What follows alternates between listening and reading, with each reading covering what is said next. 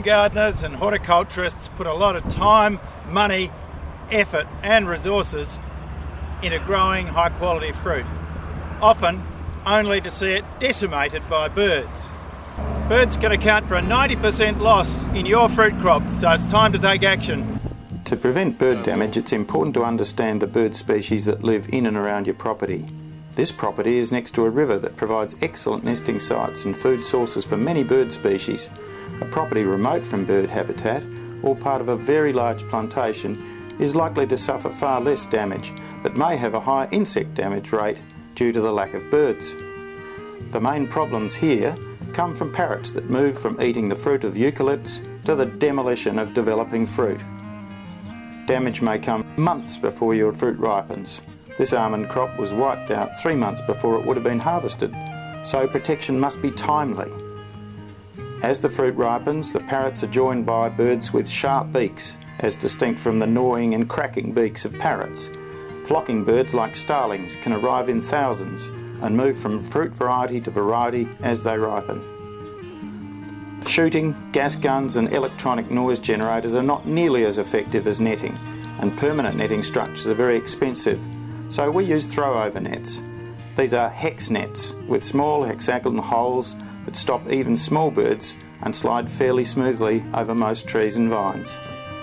Perhaps the easiest crop to net is vines, where you can simply roll out the net and poke it over the vines using PVC electrical conduit or similar.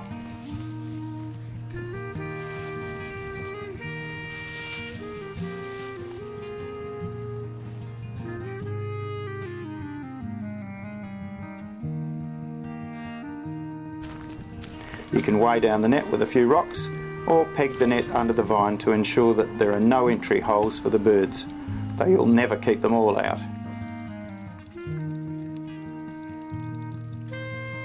It's important to use caps on the trellis posts so that the nets can slide over them easily.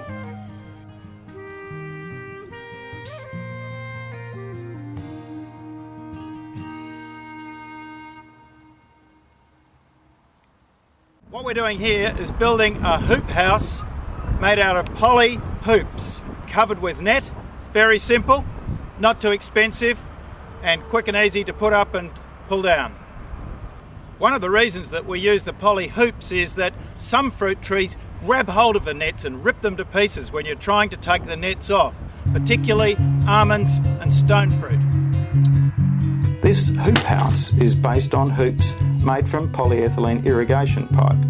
Each hoop is cut to a length that will allow it to form the framework of a tunnel, which is slightly higher than the trees. Star pickets are driven into the ground as anchors for the hoop, and the pipe is slid over them. The house will have to withstand significant force from wind, so it needs to be tensioned into a structure using rope or wire which joins the tops together and is fixed at each end. The end poles should be made of non-toxic materials, so red gum posts were cut from a woodlot on the property for this hoop house. The ends, to be buried in the ground, were treated with a non-toxic preservative before installation. Screws were driven into the tops of the poles at the height of the hoops to stop the tensioning rope slipping down the pole, and polypropylene rope was attached to each hoop with a knot and duct tape so the house can easily be dismantled and stored annually.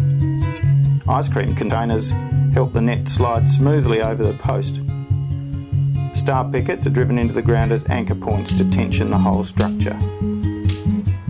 There are many devices for helping to lay nets out. In this case, a simple hoop was attached to a front-end loader bucket to feed the net out high above the trees. With a person each side to pull the net down, it speeds up the process enormously.